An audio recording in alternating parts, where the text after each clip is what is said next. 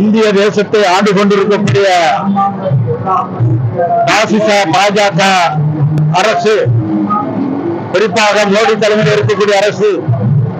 வேற்றுமையில் ஒற்றுமை என்கிற இந்திய தேசத்துடைய மதிப்பை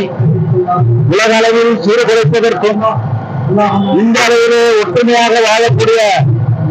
சாதி மத வேறுபாடுகளை கடந்து வாழக்கூடிய இந்தியர்களை இந்து பெரும்பான்மை என்கிற அடிப்படையிலே கூறுபாடுகிற அந்த சதிசைகளை முற்றிலுமாக தடுத்து நிறுத்துவதற்கும், இஸ்லாமியர்களுடைய சட்டமாக இருக்கக்கூடிய வகுப்புரிமை பாதுகாப்பை நிர்மூலமாக்கிற வகையில் மத்திய அரசு கொண்டு வந்திருக்கக்கூடிய வகுப்புரிமை திருத்த சட்டத்தை உடனடியாக திரும்பப்பெற வேண்டும், மதசார்பின்மையை இந்தியாவிலே பாதுகாக்க வேண்டும் என்கிற அடிப்படையில் என்னுடைய மகத்தான தலைவர் எழுச்சி தலைவர் திருமாவளவன் அவர்கள்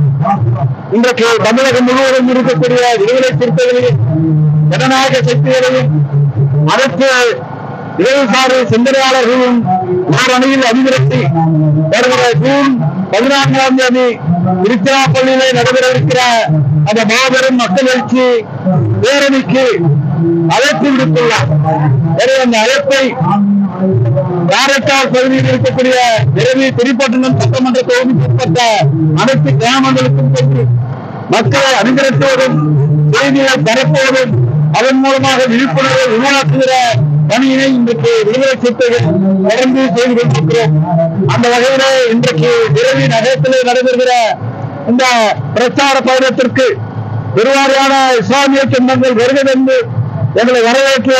வாழ்த்திருக்கிறார்கள். அதற்காக இந்த நேரத்தில் எழுச்சி தலைவரின் சார்பில் நன்றியை தெரிவித்துக் கொள்கிறோம். இப்படிப்பட்ட அந்த பேரணி மாபெரும் வெற்றி பெற வேண்டும், பாசிச பாஜக அரசு கொண்டு வந்திருக்கக்கூடிய அந்த